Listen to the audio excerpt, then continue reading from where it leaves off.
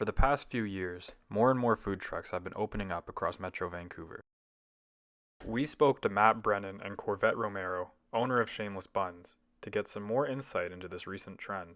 The big thing with food trucks, to be honest, that we kind of recommend anybody who wants to get into food is it's a great way to test your concept for much less risk than a store.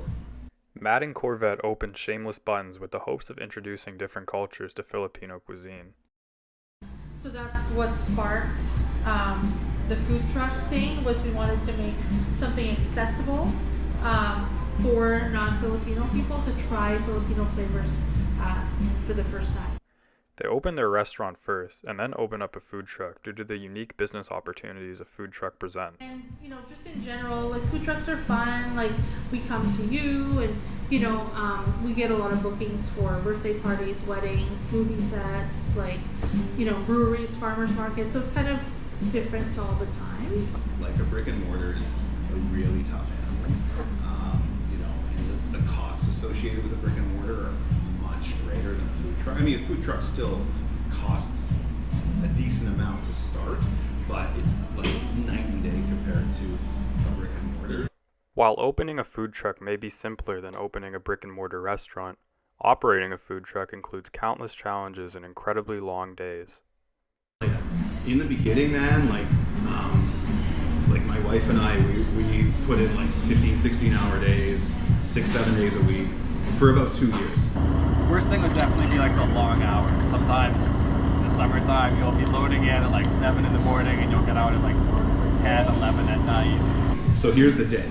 So you get up in the morning, you drive to the commissary, where you park the truck, go in, you figure out what you need for the day, and then you load all that onto the truck. So that takes half an hour, 40 minutes. And then usually you got to get propane for the trucks. You drive to a gas station, you fill up the propane. Then you drive to wherever you're parking for the day, and you got to set up, you got to turn on your propane, you got to turn on all the equipment, you got to set up the truck and everything. So that takes another 45 minutes to an hour.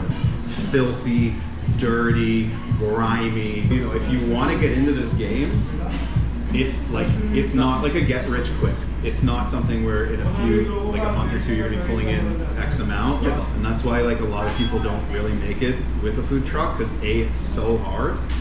It's just from a physical and mental standpoint. And then B, it's the overhead is pretty crazy. So you don't make a lot of money in the early days. It's not for the faint of heart, but if you're passionate, if you have a vision, and if you know what kind of your goals are for the business, then you can, it can be a great business for somebody. Reporting for Advanced Storytelling, I'm Jacob Van Leuven.